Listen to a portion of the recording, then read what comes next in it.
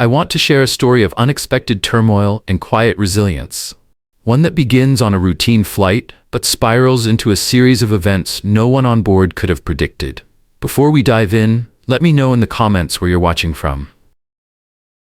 Your story matters here, just like the one I'm about to tell. Noah Whitaker clutched his boarding pass, his emotions a mix of excitement and unease. He was flying from Boston to Portland for what was supposed to be a celebratory week with his sister, Maya. She had been accepted into an exclusive art residency, and he wanted to be there to support her on her big day. The airport gate buzzed with the usual pre-flight chaos. Passengers stuffing carry-ons into overhead bins, parents wrangling restless kids, and flight attendants making last-minute checks. Everything seemed ordinary, but Noah couldn't shake a strange restlessness in his gut, a quiet sense of unease he couldn't quite name. As he settled into seat 14A, the low hum of the plane's engines filled the cabin. He tried to focus on a text from Maya. She was thrilled he was coming, excitedly telling him that some well-known art collectors had already shown interest in her watercolor pieces. Noah sent back an encouraging reply, proud of his sister, but acutely aware that his own life was at a crossroads. After losing his job at a local design firm, he'd been stuck in limbo.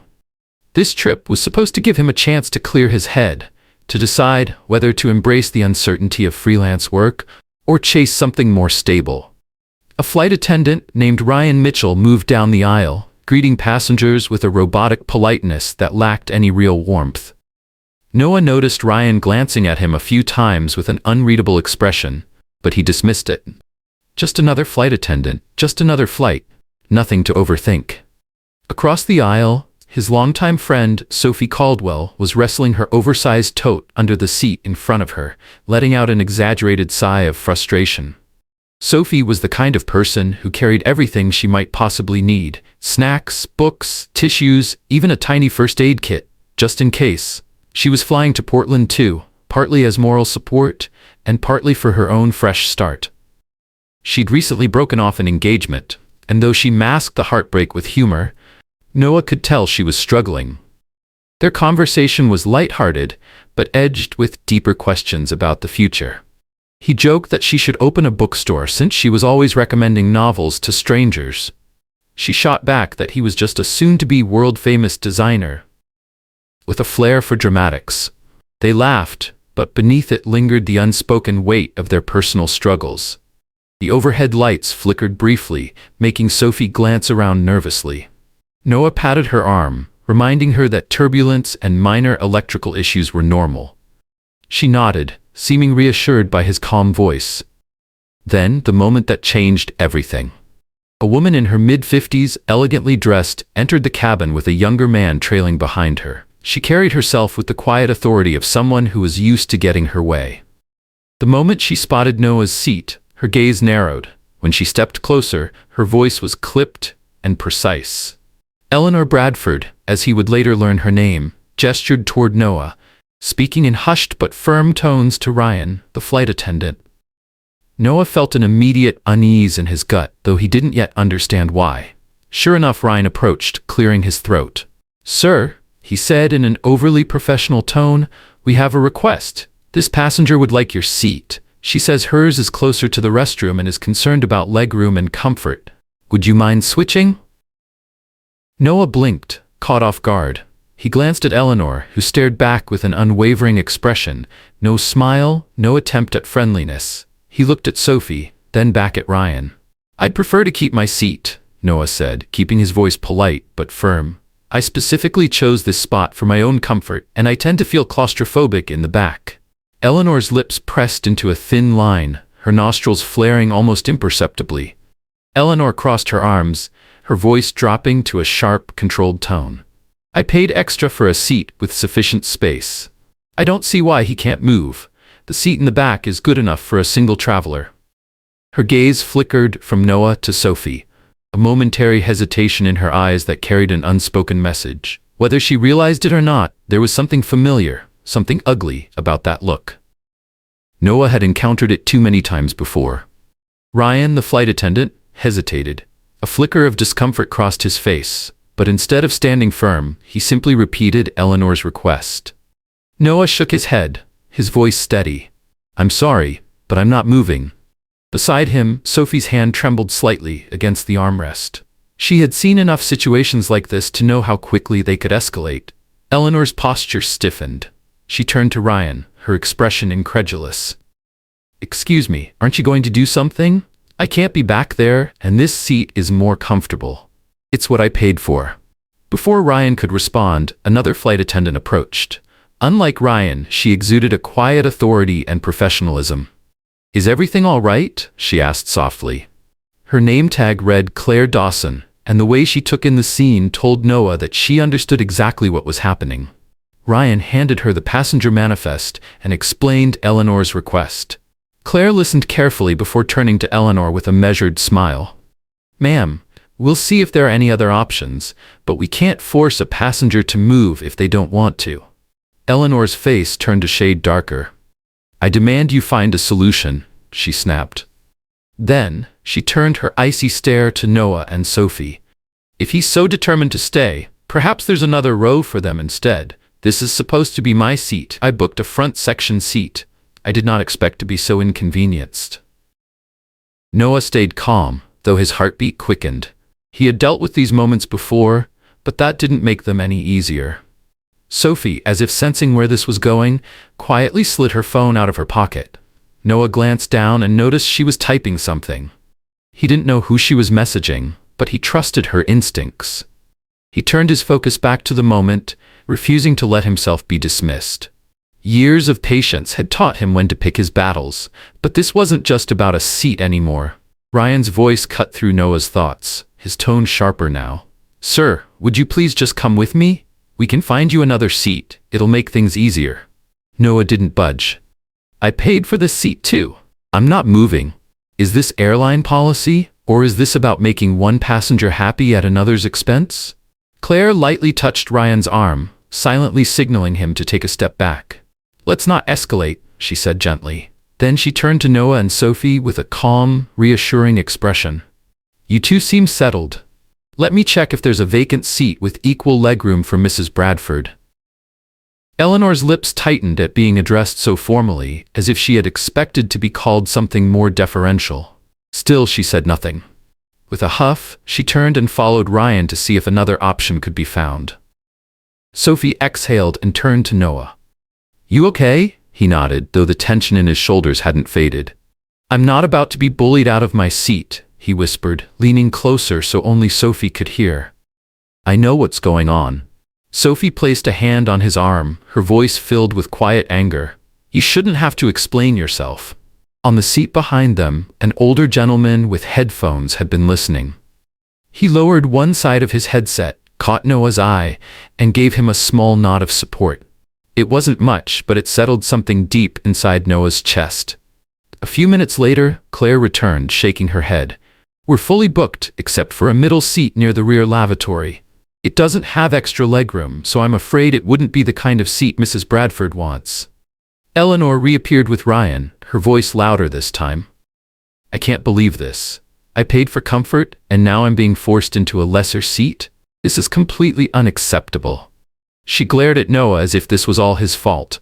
Is this about something else? She added, her voice dripping with condescension.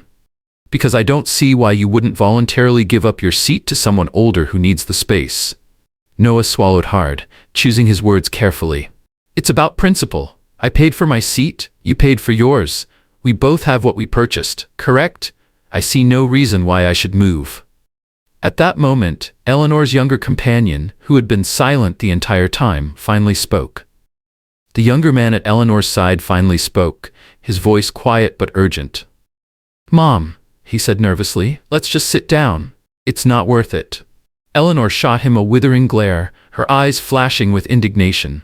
She clearly wasn't ready to back down. Noah noticed how uncomfortable the young man looked, as though he wished he could disappear. The cabin had grown tense. Nearby passengers had started paying attention, some whispering behind cupped hands, others pretending to be absorbed in their phones.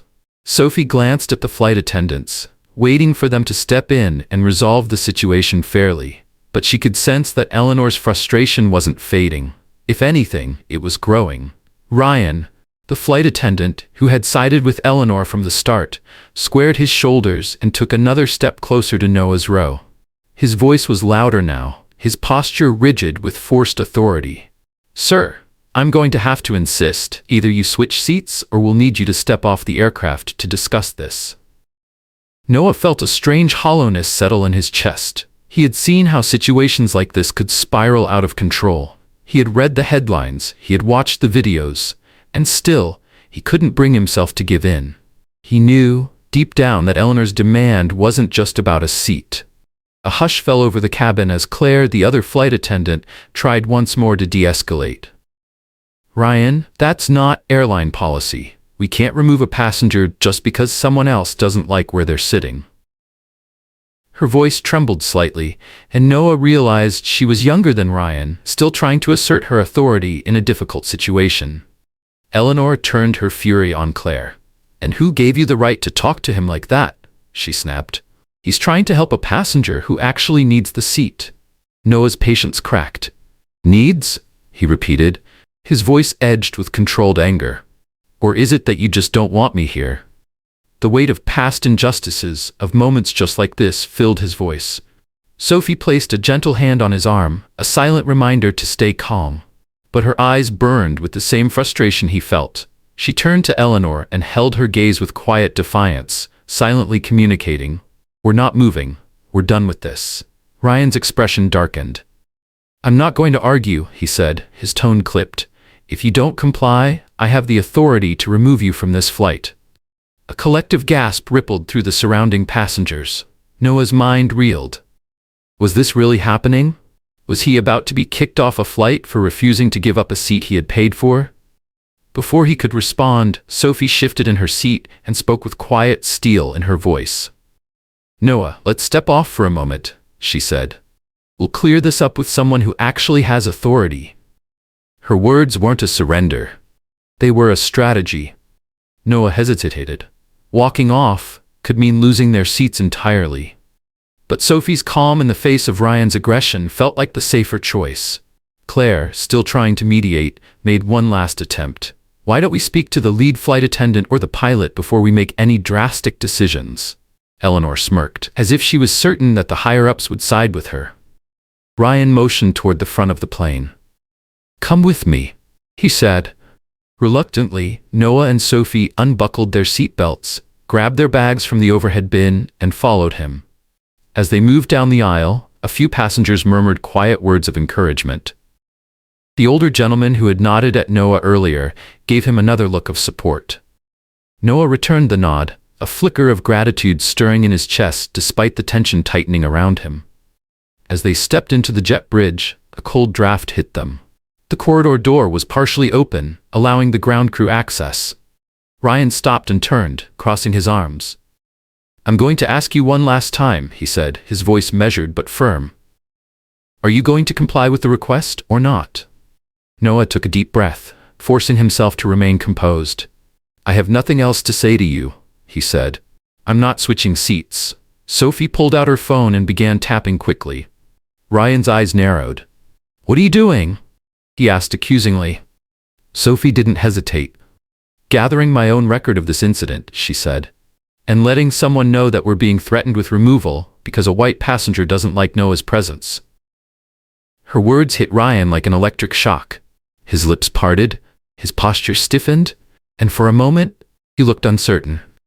"That's not what this is about," he snapped. But his defensiveness made it clear. Maybe that was exactly what it was about. Or maybe it was just enough of it to make him uncomfortable. Before the moment could escalate further, Claire stepped forward and placed a gentle hand on Noah's arm. "Wait here," she said softly. Then, she walked a few steps away with Ryan, speaking in hushed tones. Noah could see Ryan's head shaking, his gestures growing more agitated.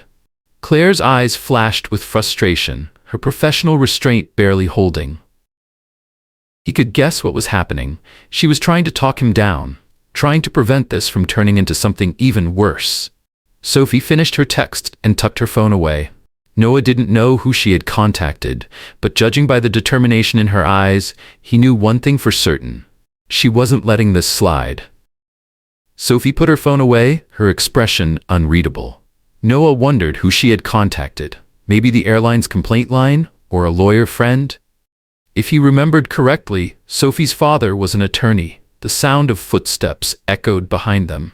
Noah turned to see Eleanor approaching, her face set in rigid fury.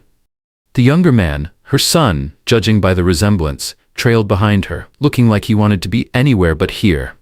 Are we going to get back on the plane, or is this fiasco never going to end? Eleanor snapped. Her son murmured something under his breath, but she ignored him. Instead, she turned her sharp glare on Noah. I don't see what your problem is, Eleanor said coldly. You're making a scene instead of doing the decent thing. Now we're wasting everyone's time. Her son lowered his head as if he wished the floor would swallow him whole. He cast an apologetic glance toward Noah and Sophie, but Eleanor was too wrapped up in her indignation to notice. Noah clenched his jaw, fighting the urge to say something cutting. Sophie, however, had no such restraint. Noah's done nothing wrong, she told Eleanor, her voice unwavering. We both paid for our seats. Nobody is obligated to move just because you don't like sitting near him. Eleanor's lips parted slightly in shock, as though the very idea that her behavior could be questioned was offensive. At that moment, Ryan rejoined them, rubbing his temples, his frustration barely concealed. Let's see what the captain says, he muttered, motioning toward the cockpit. A few moments later, Captain Daniel Reeves arrived. He was a middle-aged man with calm brown eyes and a measured stride, his uniform crisp and pressed. He carried himself with quiet authority, the kind that didn't need to be forced. His voice was even as he addressed the group. What's going on here? Eleanor immediately launched into her version of events, her voice clipped and precise, painting herself as the victim. She was careful with her words, never directly mentioning Noah's race, but her tone dripped with insinuation. When it was Noah's turn to speak, he kept his voice steady. He explained that Eleanor had demanded his seat, even though he had paid for it. Sophie added that Ryan had threatened Noah with removal when he refused to comply. Claire, who had quietly rejoined the group, confirmed that Eleanor had insisted on taking Noah's seat. Though she tactfully avoided mentioning racial bias, the implications were clear. Captain Reeves listened without interruption, his expression unreadable. A few times, his gaze flickered toward Noah with something that looked like sympathy. Once both sides had spoken, he exhaled and rubbed his chin. Then, he turned to Eleanor. Ma'am, he said, his tone polite but firm, we cannot force this gentleman to move. He purchased this seat, and our policy does not allow us to reassign it, simply because another passenger prefers it. Our flight is fully booked. The only available option is a middle seat near the rear, which I believe would not be more comfortable for you. If comfort is your concern, I suggest you remain in your assigned seat. Eleanor's expression twisted, as if she had swallowed something bitter. She opened her mouth to protest, but Captain Reeves raised a hand.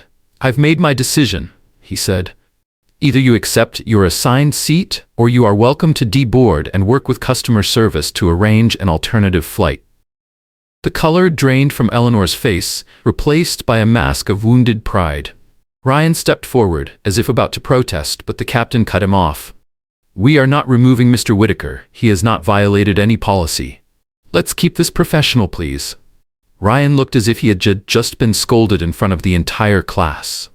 Eleanor let out a gasp of disbelief. Her anger, once directed solely at Noah, now shifted toward Ryan, as though he had failed to deliver the outcome she wanted. Noah felt a profound wave of relief, so overwhelming he nearly had to steady himself against Sophie.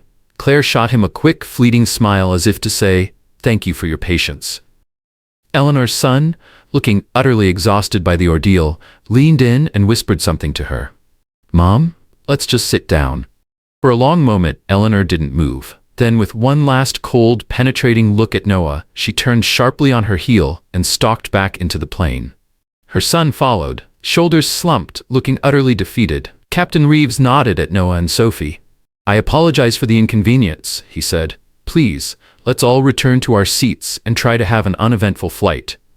Noah and Sophie reboarded, exchanging glances of relief. As they settled back in, Sophie leaned over and whispered, "I'm still telling my dad about this." Noah blinked. He hadn't realized she'd contacted her father, but now it made sense. Her father had taken on civil rights cases before. He had never backed down from injustice. They both glanced a row behind them. Eleanor sat stiffly in her seat, her jaw tight, her son staring blankly at his phone. Noah sighed, his muscles finally unclenching, grateful that, for once, fairness had won. Noah braced himself for potential hostility during the flight, but Eleanor seemed too flustered and humiliated to start any more trouble, at least for now. The next few minutes dragged on as passengers settled in. Overhead bins slammed shut, and the flight attendants moved through the cabin, making final checks before takeoff. Claire made a point to stop by Noah and Sophie's row, placing a small courtesy snack on their tray tables, a quiet but meaningful gesture. "Just a little something for you both," she said softly. Sophie gave her a small, grateful smile, though the tension in her eyes hadn't completely faded. Noah forced a nod of thanks, his pulse still racing from the confrontation. As the plane roared down the runway and lifted into the sky, Noah turned toward the window, watching the clouds stretch endlessly beneath them. He took a slow breath, trying to let the vastness of the sky settle his nerves, but his mind kept circling back to Eleanor, her entitlement, her unwillingness to take no for an answer. And Ryan. The way the flight attendant had been so quick to threaten him with removal, as if his presence on the flight was the real problem, not Eleanor's demand. This wasn't an isolated moment. It was part of a pattern, one Noah had encountered too many times before. Sophie seemed to read his thoughts. She laid a reassuring hand on his arm. He looked at her, grateful for the silent solidarity. A few rows back, Eleanor pulled a magazine from her bag, flipping through the pages with forced nonchalance. But every so often, Noah caught her glancing up at him, her expression unreadable. Her son sat beside her, scrolling idly on his phone, looking like he wanted to be anywhere but here. Meanwhile, Ryan moved stiffly down the aisle, handing out drinks and snacks with a mechanical politeness. He avoided looking at Noah or Sophie altogether. Claire followed, offering a much more genuine warmth as she interacted with passengers. Noah wondered if the tension behind the scenes among the flight crew was just as thick as what he sensed in the cabin. From nearby, he overheard passengers whispering. "He didn't do anything," one voice murmured. "Why didn't he just move? It's only a seat," another countered. Noah exhaled sharply, reminding himself of Sophie's words. "You shouldn't have to explain yourself." The beverage cart squeaked closer. Sophie asked for a cup of coffee, while Noah requested water, hoping to ground himself. Midway through the flight, a sharp ding from a call button echoed through the cabin. "Eleanor." Claire walked over to assist. Eleanor leaned in and whispered something. Claire's expression shifted to mild confusion before she shook her head. "I'm sorry, ma'am, but we don't have space for that." Eleanor huffed, clearly irritated. A few minutes later, Ryan approached her row. She repeated her complaint, her voice hushed but insistent. Noah couldn't make out everything, but he caught pieces. Something about needing more space, a place to stretch or lie down. Her voice fluctuated between annoyance and forced politeness, as if trying to frame her request as completely reasonable. Her son remained silent, eyes fixed on the seat back in front of him. Sophie raised an eyebrow and whispered, "She just can't let it go." Noah nodded slightly. Eleanor was the kind of person who needed to be in control, especially when she felt she had been slighted. He suspected she wasn't finished yet. Sure enough, after a quiet but intense exchange, Eleanor leaned toward Ryan and whispered something. Ryan bent down, listening carefully. He nodded once and straightened, his expression unreadable. Then, without a word, he turned and headed toward the galley. A sense of unease prickled at the back of Noah's neck. He wasn't sure why, but something about the moment made him uneasy. Minutes later, Ryan returned. In his hand was a small notepad. He stopped by Noah's row, knocking lightly on the armrest to get his attention. "I'm writing up an incident report," Ryan said, his voice carefully neutral. "I'll need your name and contact information." Sophie's head snapped toward him. "Why do you need that?" she asked sharply. The pilot already handled the situation. Her suspicion was clear. Ryan shrugged, his expression unreadable. "It's just bureaucracy, a standard procedure when there's a dispute." Noah exhaled heavily, reluctantly giving his details. But something about Ryan's tone, the way his pen hovered over the notepad, sent a chill down Noah's spine. It didn't feel like a neutral report. It felt like he was being documented, Behind Ryan, Claire stood with her arms crossed. She wasn't intervening, but her jaw was tight. Noah had a feeling she wasn't pleased. Was Eleanor trying to twist the story? Was she filing some kind of complaint against him? After Ryan walked away, Sophie rolled her eyes. "She wants you flagged," she muttered. "She's probably going to tell them you threatened her or something."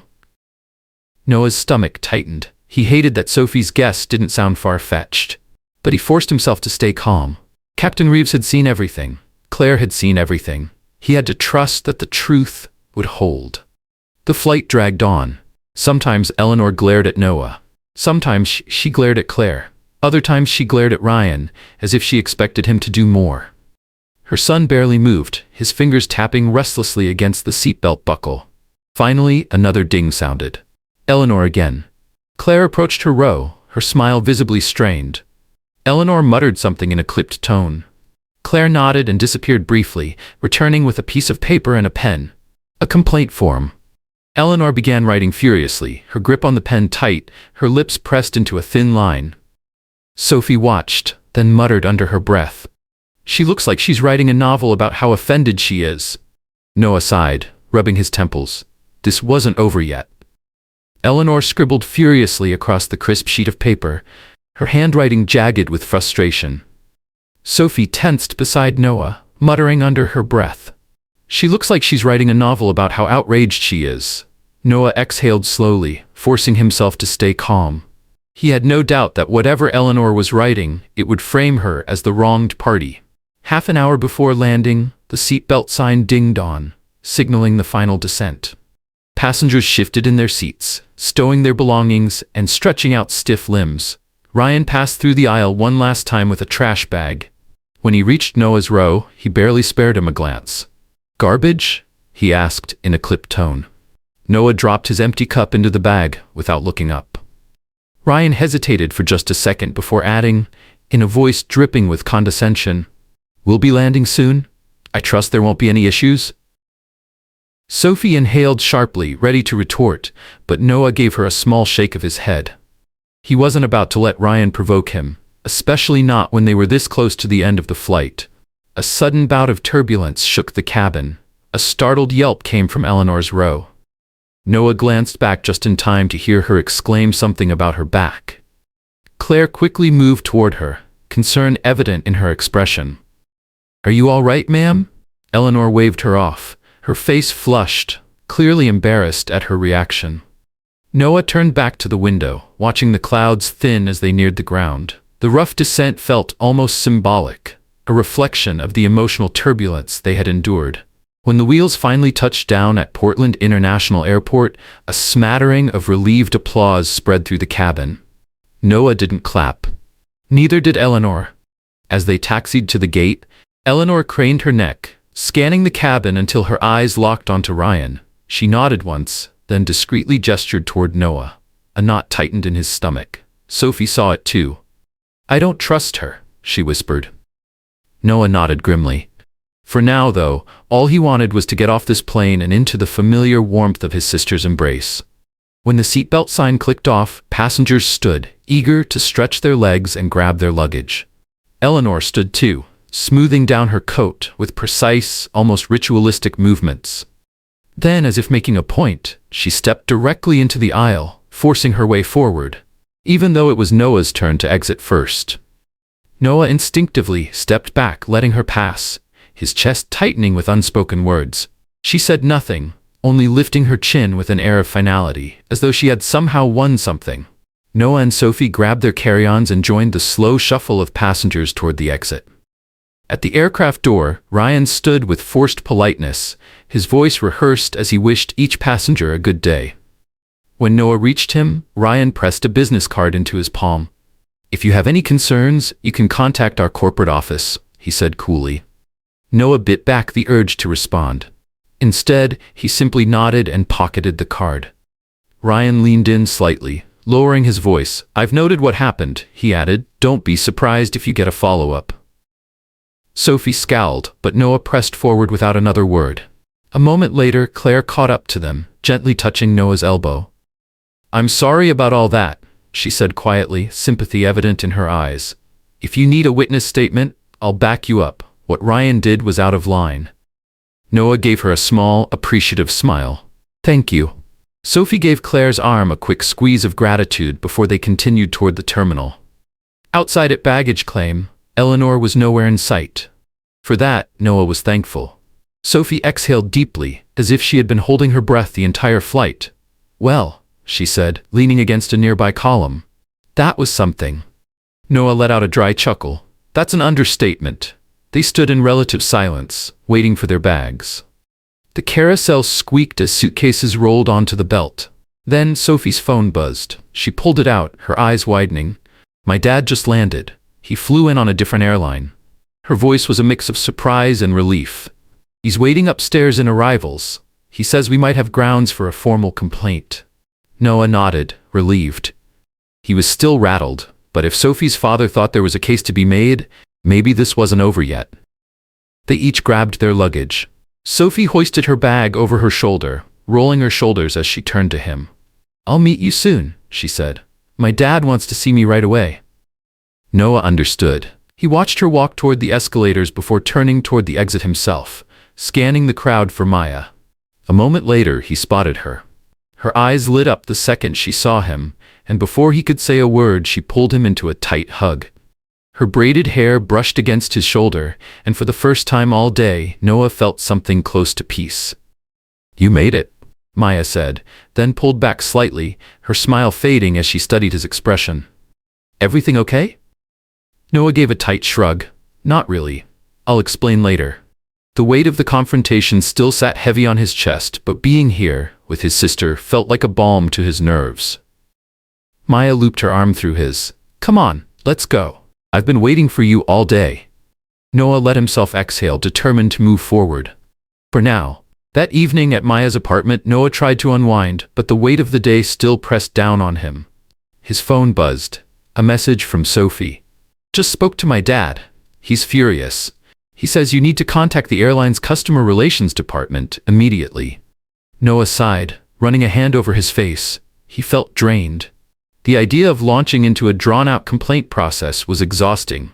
But Sophie's father had been firm. If you let it slide, they'll keep doing it. Noah glanced around Maya's cozy living room. Her vibrant paintings covered the walls, splashes of color bringing warmth to the space. The air smelled like fresh paint and brewed coffee, a comforting contrast to the storm still raging in his mind. Maybe it was time he stopped letting things slide. Maya, who had been playing music to celebrate her upcoming art show, noticed his expression and turned down the volume. Want to talk about it? She asked gently. Noah hesitated, then told her everything. Eleanor's entitlement, Ryan's hostility, the moment he thought he might actually be kicked off the flight. Maya's eyes darkened, anger flickering beneath her calm exterior. But there was also something else in her gaze, a deep, familiar sadness. I'm sorry you had to deal with that, she said quietly. It never ends, does it? Noah leaned forward, rubbing his temples. I'm just tired, Maya. We shouldn't have to keep fighting for basic respect. Her voice was steady but filled with conviction. You're right, but that doesn't mean you let them off the hook. Write everything down while it's fresh. Sophie's dad can help. Noah nodded. He pulled out his phone and began typing, recounting the details while they were still clear in his mind. As he wrote, emotions swirled inside him, anger, exhaustion, the fierce desire for justice, and beneath it all, a quiet longing for a world where moments like this didn't happen. Outside, the city lights of Portland shimmered, a stark contrast to the frustration weighing on him. He wanted to focus on celebrating Maya's success, but instead this fresh, undeniable instance of disrespect loomed over everything. The next morning, Sophie arrived at Maya's apartment, her expression determined. She handed Noah a piece of paper covered in notes. My dad says we should contact the airline's main office, not just their standard helpline, she said. We have enough ground to say Ryan threatened you. That's a serious violation of airline regulations. She hesitated before adding, and Eleanor, her behavior was absolutely biased. We just have to be careful how we frame it, stick to the facts. Noah nodded, gratitude washing over him. He thought back to the look in Eleanor's eyes, the sharpness of her disdain. Had he misread it? Maybe she really had just wanted a better seat. But then he remembered her tone, the way she spoke as if he was lesser, like he was the one who should move because she believed she deserved the space more. The thought stirred a quiet, simmering anger in him. Maya insisted they gather all the information they could. Sophie's father, whom Noah had known for years, was already making calls. He planned to reach out to the airline's legal department. Noah also sent a message to Claire, the flight attendant who had tried to de-escalate the situation. She responded almost immediately. "I'll tell the truth. Ryan was completely out of line and Eleanor's demands were unreasonable." Noah felt a small flicker of hope. Maybe, just maybe, the system would take this seriously. That hope was tested hours later when Noah's phone buzzed with a voicemail. The voice on the other end was cold and formal. "We received a report regarding an incident on Flight 57721. We'd like to discuss your involvement. Please call us back at your earliest convenience." Noah played the message on speaker, Sophie and Maya leaning in. Sophie frowned. "That doesn't sound sympathetic," she muttered. "It sounds like they're investigating you." A tight knot formed in Noah's throat. "I don't like this," he admitted. But Sophie's father had prepared them for this. Noah took a deep breath and dialed the number. Sophie sat beside him, a steady presence, while Maya paced in the background. The hold music dragged on for minutes before a clipped professional voice answered. "This is Janice Fowler, Customer Relations Investigator." Janice's tone was businesslike, her words careful. She asked Noah to explain his side of the incident. From the way she spoke, it was clear she had already heard Ryan's version. Noah forced himself to stay calm as he recounted what happened. How Eleanor had demanded his seat, how Ryan had sided with her, how he had been threatened with removal simply for refusing to move. Janice's responses were guarded. She focused on airline policies rather than the underlying bias of the situation. She seemed more concerned with whether Noah had caused a disturbance than with whether Ryan had violated protocol. Noah kept his voice steady, mentioning Captain Reeves and Claire as witnesses. He emphasized that both had seen Ryan escalate the situation, and that Ryan had gone as far as to suggest removing him from the flight. That was a direct violation of policy. For the first time, Janice hesitated. Her tone shifted slightly. "We'll be reaching out to all parties involved," she said finally.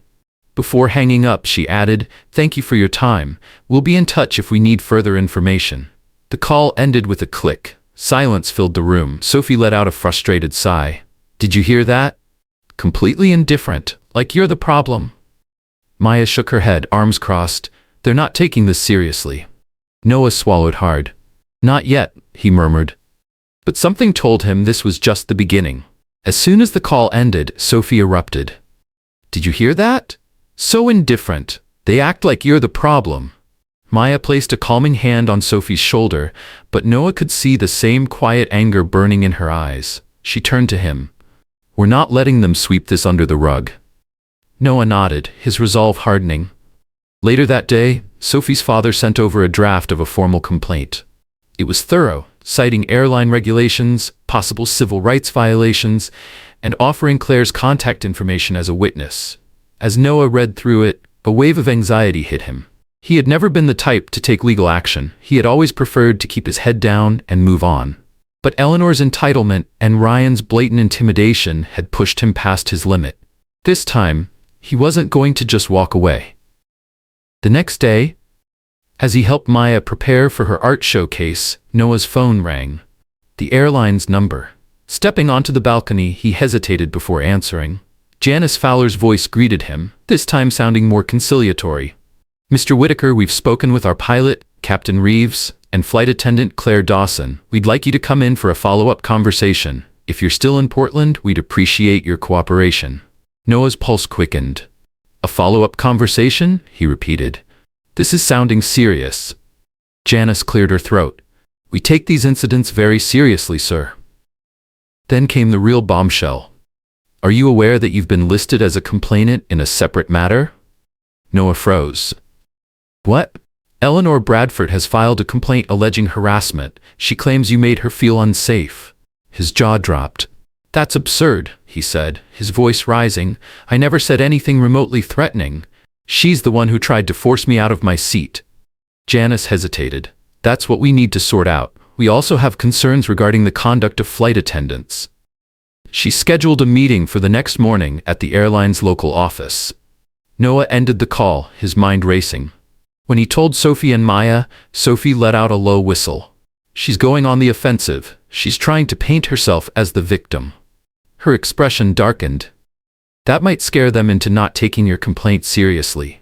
If they think it's just a he said, she said situation, they might brush it off. Maya folded her arms and gave Noah a stern look. You'll just have to stay calm and factual. Don't let them twist your words. That night, Noah barely slept. Lying on Maya's living room futon, he tossed and turned, dreading the confrontation ahead.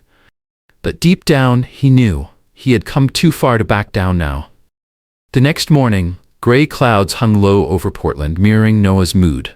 Sophie and Noah arrived at the airline's corporate office, an imposing glass building near the airport.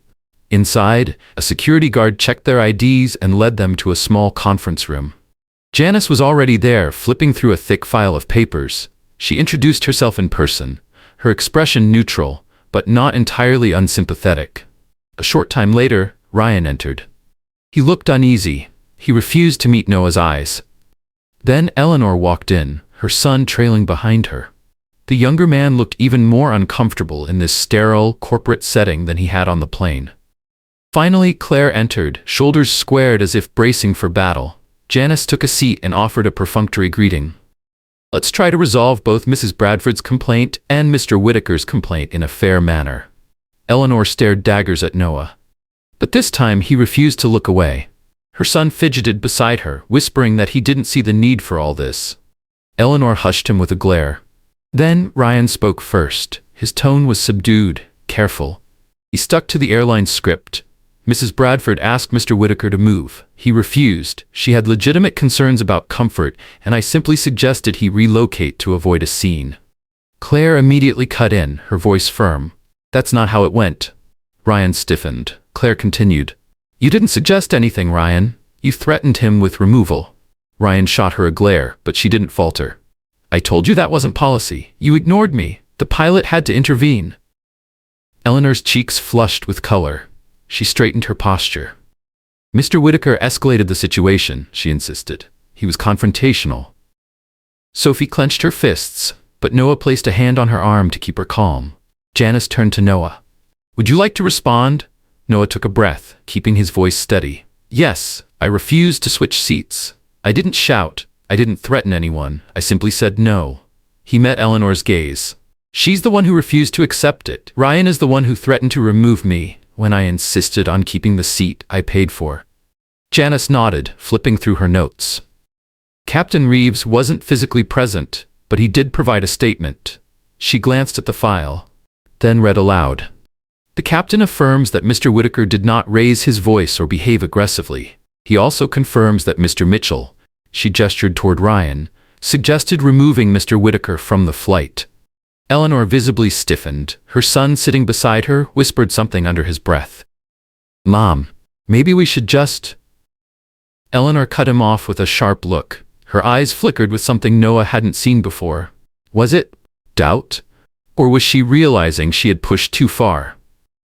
Janice set down the file, looking at both parties carefully. Noah could tell this meeting wasn't just about getting his complaint taken seriously.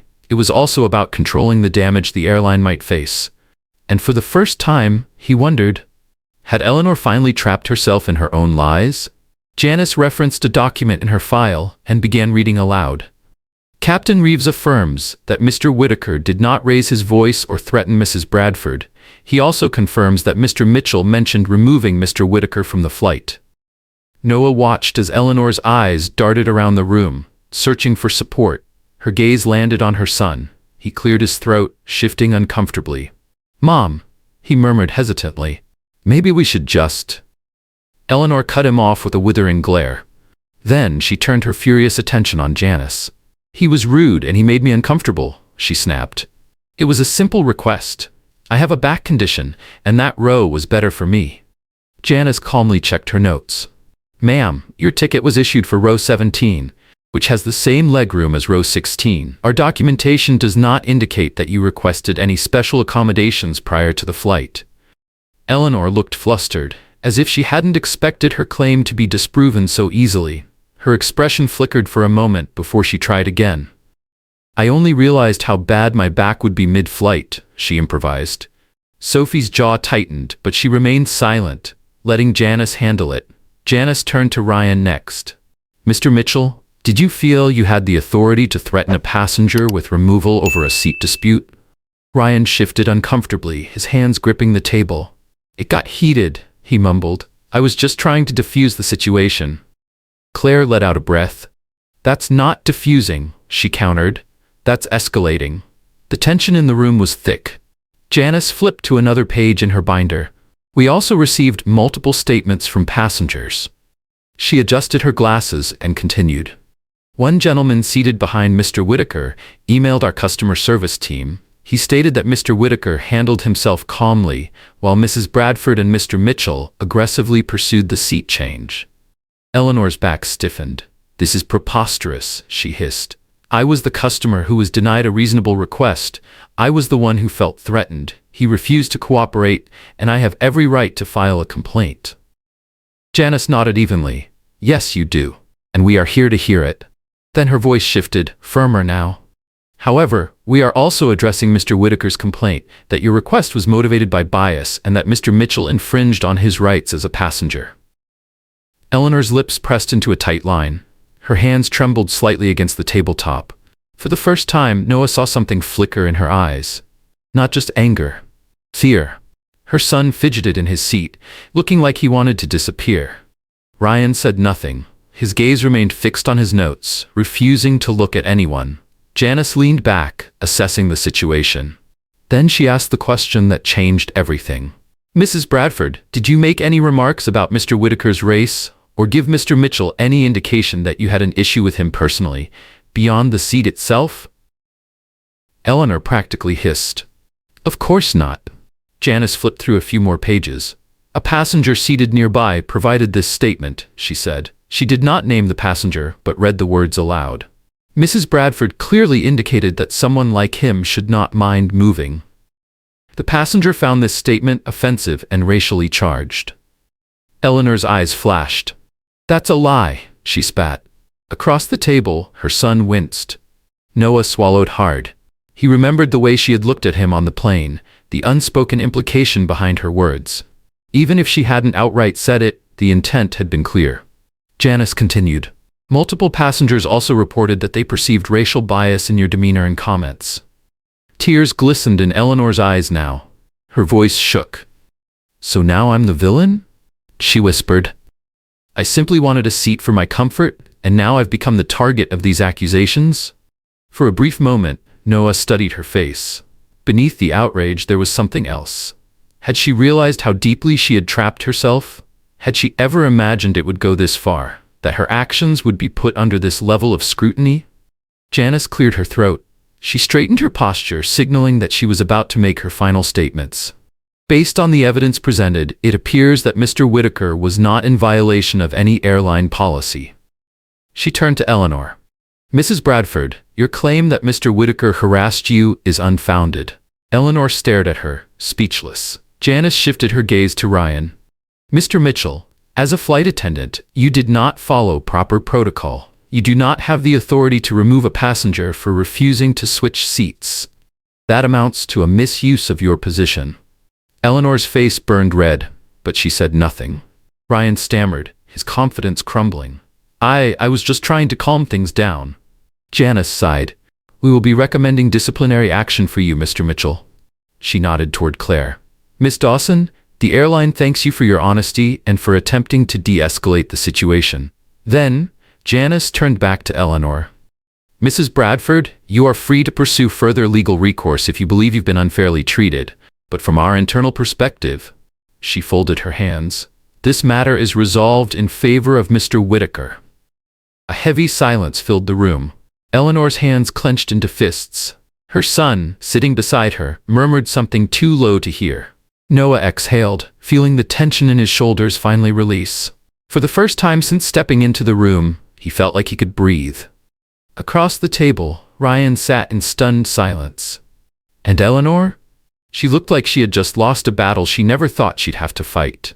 A hush fell over the room. Eleanor's cheeks burned red. Her son leaned toward her, speaking softly. "Mom, let's go." For a moment she hesitated. Then abruptly she pushed back her chair, the legs scraping loudly against the floor. She stood so quickly she nearly knocked over the glass of water on the table. Eleanor glared at Noah, but something flickered across her face, something like shame or regret. Then, without another word, she stormed out. Her son trailed after her, his eyes downcast, looking relieved to finally be leaving. Janice watched them go before gathering her papers. She turned back to Noah. "Mr. Whitaker, I can't speak to legal matters, but the airline will be refunding your ticket in full." She hesitated before adding, "Additionally, we will be issuing an official apology, and if you wish to take any legal route, we will cooperate within reason. I'm sorry for the inconvenience and distress this caused." Noah exhaled. Tension drained from his body in waves. Sophie gave his arm a reassuring squeeze. Then Janice turned to Ryan. He stood there, his shoulders sagging, as if the weight of the moment had finally settled on him. "I'll have to speak with my supervisor regarding your status with the airline," Janice told him. "At this point, it's likely you'll be suspended pending further review." Ryan's eyes flickered with panic. His voice wavered. I really didn't mean." Janice cut him off with a firm shake of her head. "We're done here." Claire watched as Ryan hesitated. For a brief second, there was something like pity in her expression. Even though she knew he had been in the wrong, she also knew that he had just thrown away his career. Without another word, Ryan spun on his heel and left, leaving Claire, Sophie, and Noah alone with Janice. There was a moment of silence before Janice looked at Noah again, her expression softer now. "We'll email you the final documentation," she said. Then, she excused herself. As soon as she was gone, Claire turned to Noah. Without hesitation, she pulled him into a warm, relieved hug, ignoring the corporate setting around them. "I'm so sorry it all came to this," she whispered, "but I'm glad the truth came out." Noah nodded, gratitude swelling in his chest. Sophie guided him toward the exit. Her eyes were bright, not just with victory, but also with sadness. "This shouldn't have happened in the first place," she said softly. Noah knew she was right. The weight he had been carrying felt lighter, but not gone. There was always a lingering hurt that came from these kinds of confrontations. Out in the hallway, Sophie's phone buzzed. She glanced down and grinned. "My dad says this is a huge step," she said. "He's proud that you stood up for yourself." Noah smiled faintly, a mix of emotions washing over him. Relief, exhaustion, and a bittersweet sense of justice. As they stepped through the glass doors into the damp Portland air, Sophie's father was waiting by the curb in his car. He waved them over and hopped out, shaking Noah's hand. "Heard it went well," he said. Noah nodded. "As well as it could, I guess." On the drive back to Maya's apartment, the conversation shifted between solemn reflections on the day and the warm, safe feeling of closure. Once they arrived, Noah recounted everything to Maya. She let out a long sigh of relief. "I'm proud of you, big brother," she said, her eyes shining. "Maybe now you can actually enjoy my big night." She was referring to her upcoming art exhibition, something that had almost been overshadowed by this entire ordeal. For the first time, Noah realized just how grateful he was to have people like Maya and Sophie in his corner. Sophie had stood by him in the face of conflict. Maya's unshakable love had given him strength. And somewhere out there, there were also kind strangers, like Claire, who believed in doing the right thing, no matter how uncomfortable it might be. Over the next few days, Noah tried to relax. He let himself become immersed in Maya's vibrant artistic world, helping her prepare for her showcase. Meanwhile, Sophie was on her own journey. She had spent so much time fighting for Noah, but now she was beginning to fight for herself. Standing up against injustice reminded her just how strong she was, how capable.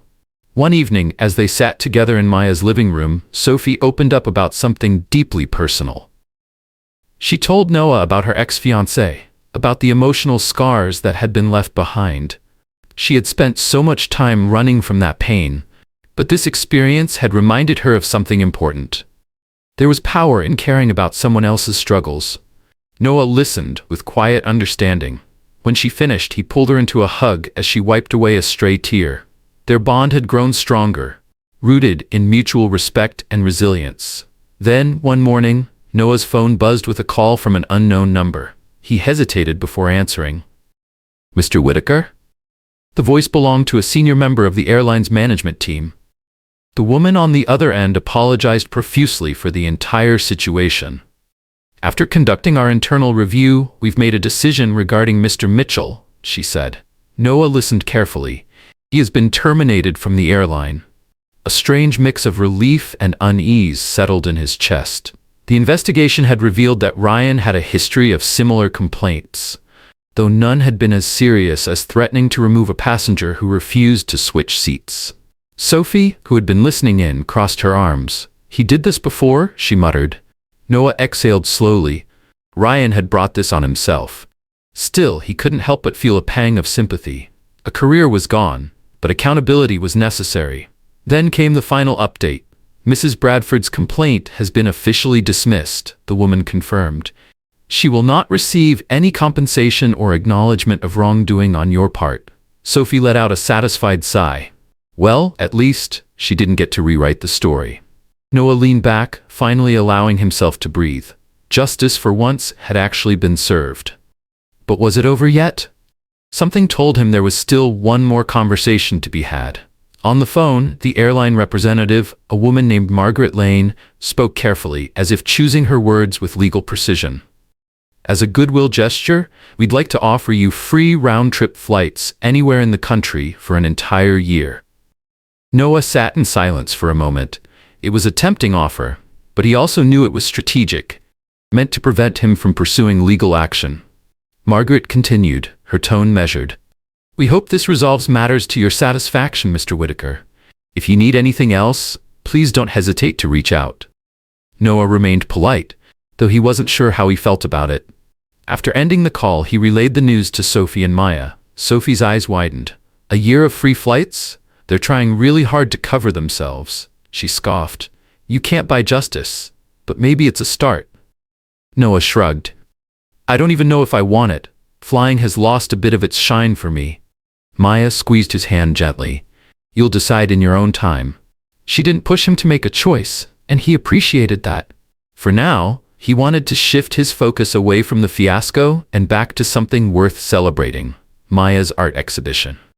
The day of the show dawned bright and clear, a rare break in Portland's usual gray skies. Noah and Sophie helped Maya transport her paintings to the gallery, a beautiful, converted brick building with large sunlit windows.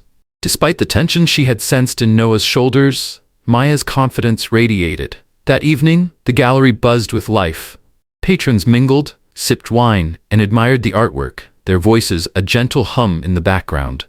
Sophie seamlessly shifted from personal support mode to networking mode, introducing Noah to several attendees, people who might need a freelance designer or creative consultant. Noah marveled at her. Even after everything she had been through, she was thriving, finding her own path again. Meanwhile, Maya's watercolor paintings, each one depicting vivid emotional landscapes, captivated the crowd. By the end of the night, she had sold several pieces. Noah stood back, watching with pure pride. For the first time in days, he felt a true sense of belonging. People were here to celebrate creativity, to champion individuality. For a while, he almost forgot about Eleanor and Ryan.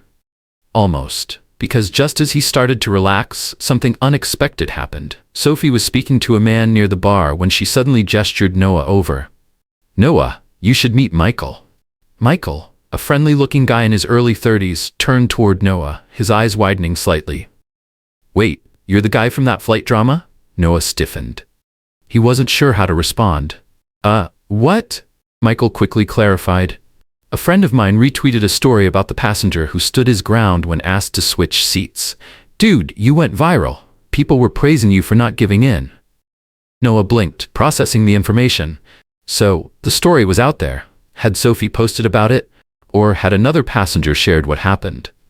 He hadn't kept up with social media. He was still grappling with the offline reality of the whole ordeal. With a polite smile, he nodded. I guess so. Didn't know it made waves. Michael patted him on the shoulder. Good for you, man. We need more people standing up for themselves. As Michael walked away, Noah felt his heart pounding. Sophie caught up to him, looking a bit sheepish. I'm sorry if you didn't want it public, she said softly. but I posted a quick thread about it, and it really resonated with people. She hesitated before adding, everyone was outraged on your behalf. Noah let out a long sigh, caught between relief and anxiety. I'm not mad. Just, this is all new to me. Sophie gave him a reassuring smile. You never know who's watching, or who needs to hear that standing firm against injustice is possible. Noah couldn't argue with that. Maybe his story would help someone else. Maybe it would remind someone that they weren't alone. As the night wound down, Noah and Sophie found themselves standing in front of one of Maya's featured paintings. It was titled Wings of Resilience. The piece depicted a single black feather floating in a stormy sky illuminated by a shaft of golden light. Sophie studied it carefully, her voice barely above a whisper. It's like your story. Noah turned to her. What do you mean? She exhaled. They tried to throw you off the plane, but you kept your own seat. You refused to be pushed aside. Noah felt a lump form in his throat. Maybe she was right. Maybe that was exactly what it represented. He thought of Eleanor's scorn, Ryan's threats, the pilot's fairness, Claire's courage, Sophie's unwavering support, Maya's love. It all collided in his mind, swirling into a potent reminder of how fragile dignity is, and how quickly it can be undermined if no one steps up to protect it. Later that night, after the gallery had emptied, Noah found a moment of quiet on the rooftop. The city lights stretched before him, flickering like stars. Life felt so much bigger than this one experience. Sophie joined him, sipping from a plastic cup of sparkling cider. She gently nudged him. You did good, Noah. He turned to her. The reflection of the city lights danced in her eyes. For the first time in a long time, Noah felt something close to peace. We all did, Noah corrected softly. I couldn't have gone through it alone. Sophie nodded, her expression thoughtful. I think that's the point, right? No one should have to face this alone. They stood there for a few moments, letting the crisp night air wash over them. There was still sadness for the injustice they had witnessed, but there was also something else. Hope. Back inside, Maya was gathering her unsold paintings, an exuberant grin lighting up her face. When she spotted Noah sneaking away for a quiet moment, she teased him. Then, without hesitation, she pulled him into a tight hug. Thank you for being here, she whispered, her voice quivering with emotion. I'm sorry your trip started off so horribly. Noah smoothed her hair, shaking his head. It's okay, Maya. I got to see you shine, and that's worth everything. A couple of days later, Noah was packing his bags, preparing to head home. Sophie, on the other hand, had decided to stay a bit longer in Portland. She wanted to spend more time with her father and figure out her next steps. Maybe this city could be her fresh start. Noah admired her bravery, though he knew he'd miss her company. Before he left, Sophie's father took him aside. We did good work, the older man said, nodding approvingly. But remember, you've got momentum now. If you ever want to push for broader changes in airline policies, Noah mulled it over. Maybe that was a battle worth fighting someday. But for now, he just wanted to breathe, to reclaim the peace he had almost lost.